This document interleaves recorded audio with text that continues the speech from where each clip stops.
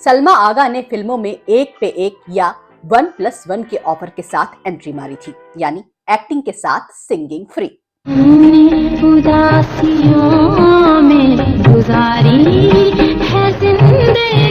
Film बनाने वालों को सलमा का ये ऑफर मैंडेटरी था। निर्माताओं को उसे मानना जरूरी था, क्योंकि सलमा की पहली शर्त यही होती थी कि वो जिस फिल्म में एक्टिंग करेंगी उसके गाने भी वो खुद गाएंगी। तेरी मोहब्बत मेरी जवानी बनके रहेगी। पहली फिल्म से हिंदी फिल्म इंडस्ट्री में धमाल मचा देने वाली सलमा आगा की एक्टिंग के साथ साथ दर्शक उनकी अनूठी गायकी के भी दीवाने हो गए थे। उनकी आवाज का जादू ऐसा था जिसमें बंद कर दर्शक बार बार उनकी फिल्में और उनके गाने सुनने के लिए सिनेमा घरों में आते रहते थे।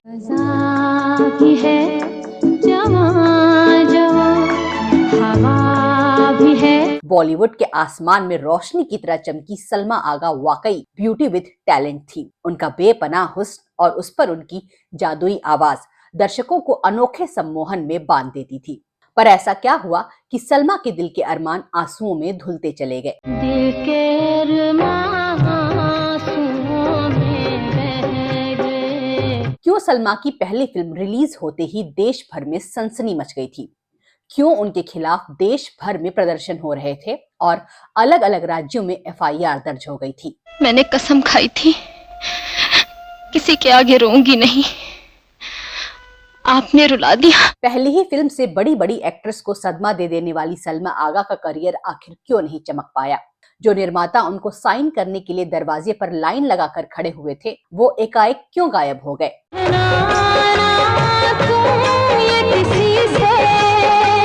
जो सलमा आगा लाखों युवाओं के दिलों की धड़कन बन चुकी थी, उनको अपनी लाइफ में सच्चा प्यार क्यों नहीं मिल पाया? क्यों उनकी पहली शादी टूटी, फिर दूसरी टूटी और फिर तीसरी शादी भी टूट गई? मैं ये हुक्म मानने से इनकार करती हूँ। मैं तुम्हारा खाविंद हूँ। मैं तुम्हारी बीवी हूँ। तुम अपनी हैसियत भूल रही हो। तुम अपनी तहजीब भूल रहे हो। दोस्तों, बोलता बॉलीवुड के इस बेहद स्पेशल वीडियो में आज हम सलमा आगा के जीवन के कई ऐसे ही राज से पर्दा उठाने वाले हैं। तो आपसे रिक्वेस्ट है कि ये वीडियो अंत तक जरूर देखें और इस चैनल को लाइक और सब्सक्राइब भी जरूर कर लें।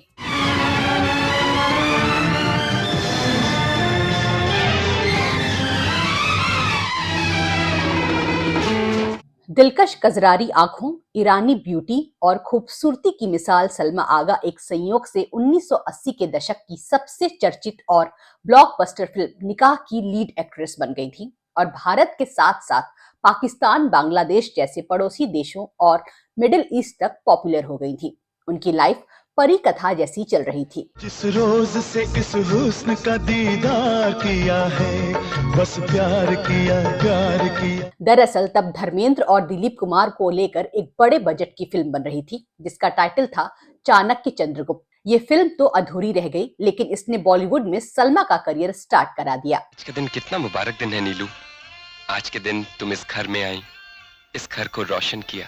दरअसल संगीतकार नौशाद साहब के लिए सलमा आगा इस फिल्म के लिए गीत रिकॉर्ड कर रही थी, जहां पर फिल्म निर्माता BR चोपड़ा भी मौजूद थे। उनकी नजरें जब सलमा आगा पर पड़ी तो वो चौंक गए। वो फौरन सलमा के पास पहुंचे और बोले, हेलो नीलोफर। सलमा को लगा कि चोपड़ा साहब को कोई गलतफहमी हुई है, तो वो बोली, माफ कीजिए, मेरा नाम नीलोफर नहीं सलमा है, आपको कोई गलतफहमी हुई है?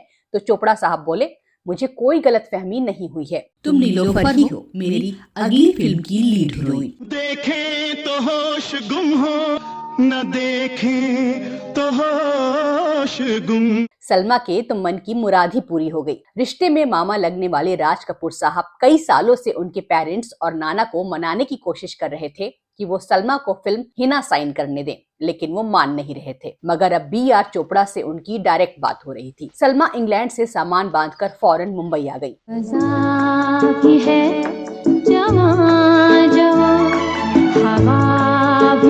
इस फिल्म में सलमा आगा को पाकिस्तानी मूल की एक्ट्रेस कहकर इंट्रोड्यूस किया गया था, जबकि वो हकीकत में इंग्लैंड की सिटीजन थी। सलमा आगा की मां नसरीन के पिता यानी सलमा आगा के नाना जी जुगल किशोर मेहरा रिश्ते में राज कपूर के सगे मामा थे। जुगल किशोर ने अनवरी बेगम से शादी की थी, जो तब हिंदी फिल्मों की मशहूर अभिनेत्री थी।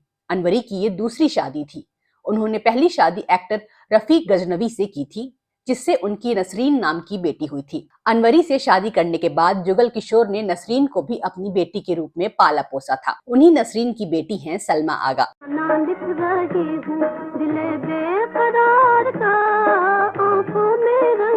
सलमा आगा का जन्म 25 अक्टूबर 1956 को पाकिस्तान के कराची में हुआ था।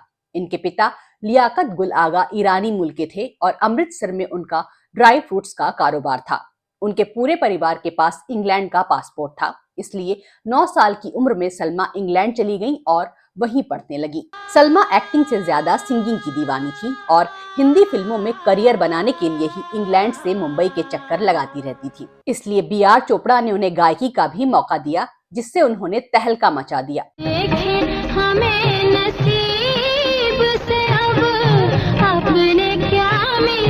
24 सितंबर 1982 को जब फिल्म निकाह रिलीज हुई तो पहले शो के दौरान ही सलमा का जादू दर्शकों पर साफ नजर आया। उनके गानों पर सिक्कों की ऐसी बरसात हुई कि सिनेमा हॉल के स्टाफ की मौज हो गई।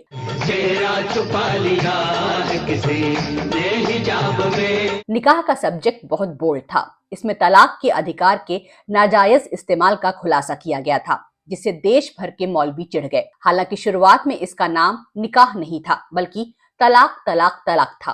फिर किसी ने बी.आर. चोपड़ा को बताया कि अगर फिल्म देखने वाले आदमी या औरत से उसकी बीवी या शौहर ये पूछेगा कि तुमने कौन सी फिल्म देखी और उसने तलाक तलाक तलाक बोल दिया तो टेक्निकली उन दोनों का तलाक हो जाएगा, इसलिए इसका नाम बदल देना चाहिए। तलाक नहीं, तलाक, खुदा के लिए नहीं, तलाक नहीं। निकाह के रिलीज होने की घोषणा के बाद से ही कट्टरपंथी चिढ़ गए। उन्हें संतुष्ट करने के लिए बी.आर. चोपड़ा ने इस्लामिक स्कॉलर्स के लिए स्पेशल स्क्रीनिंग की थी। फिर भी निकाह के खिलाफ पूरे देश में 34 केस दर्ज किए गए थे और इस पर बैन लगाने की भी मांग की गई थी। इतना ही नहीं, थिएटर के बाहर इसका बायकॉट करने की अपील वाले पोस्टर भी लगाए गए। खुद सलमा आगा को कई धमकी भरे फोन कॉल और लेटर्स भेजे गए, पर कम बजट और बिना स्टार वाली ये फिल्म खूब चली। उस साल इस फिल्म ने सबसे ज्यादा कमाई का रिकॉर्ड बनाया और कुछ सिनेमा घरों में ये 5 साल तक चलती रही।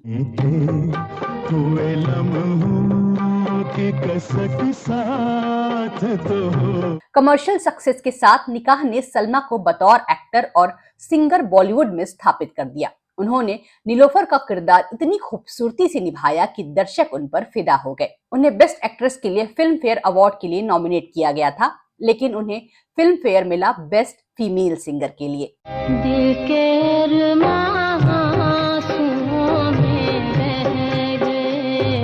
इसके अलावा उन्हें निकाह के 2 और गानों के लिए भी नॉमिनेट किया गया था। मतलब उस साल सलमा फिल्म फेयर के लिए खुद से कंपटीशन कर रही थी।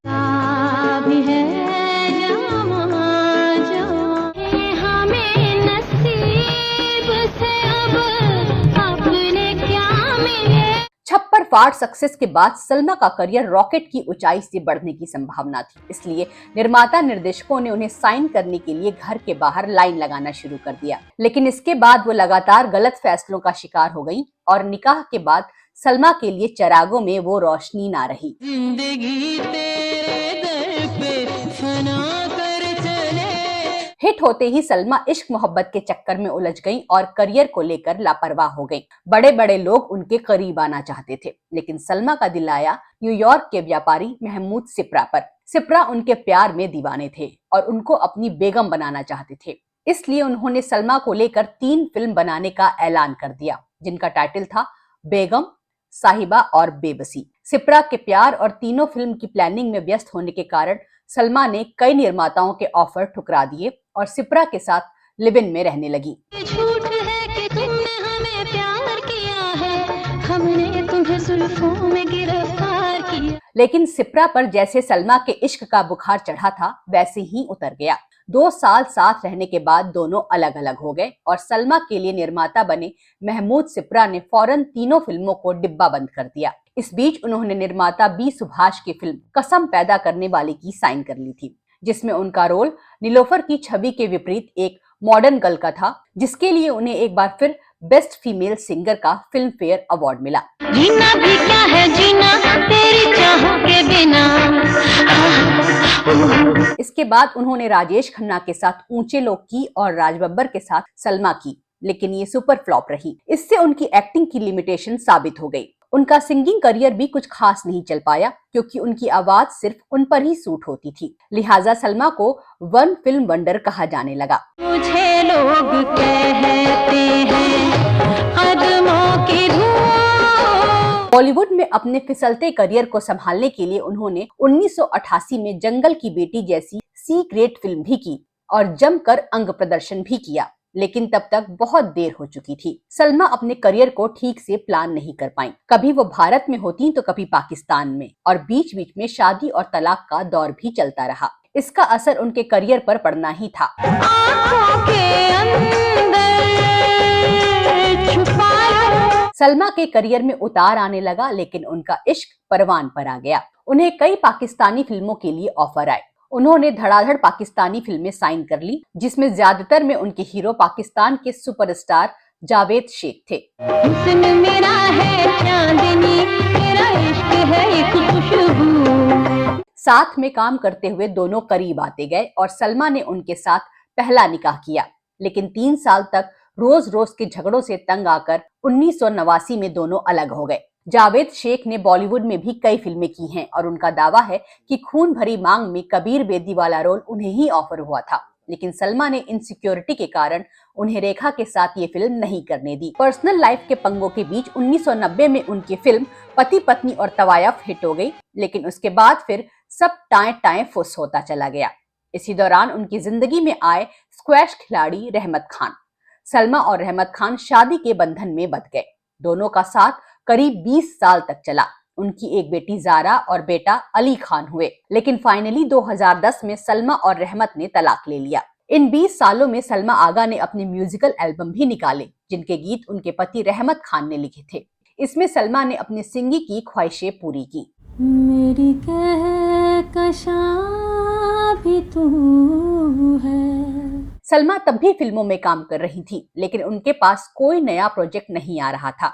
उन्होंने दूसरी शादी करने तक जितनी भारतीय और पाकिस्तानी फिल्में साइन कर ली थी, वही अगले 3-4 साल तक रिलीज होती रही, जिसमें से कोई भी याद करने लायक नहीं है। रहमत से तलाक के 1 साल बाद सलमा के दिल पर प्यार ने फिर से दस्तक दी। इस बार उनकी जिंदगी में आए दुबई के बिजनेसमैन मंजर शाह। सलमा ने 2011 में मंजर शाह से तीसरी शादी की। सलमा आगा ने इन सालों में अपना ठिकाना मुंबई में ही रखा। कहने को वो ब्रिटिश सिटीजन है, लेकिन उनका मन भारत में ही बसता है, इसलिए उन्होंने भारत की नागरिकता के लिए आवेदन किया। साल 2016 में उन्हें केंद्र सरकार से overseas citizen of India OCI card मिल गया है। इसके बाद वो बिना वीजा के जब चाहें भारत आ सकती हैं। अब स्थिति ये है कि उनकी बेटी हिंदी फिल्मों में जगह बनाने की कोशिश कर रही हैं और फिल्म औरंगजेब और देसी कट्टे में काम कर चुकी हैं।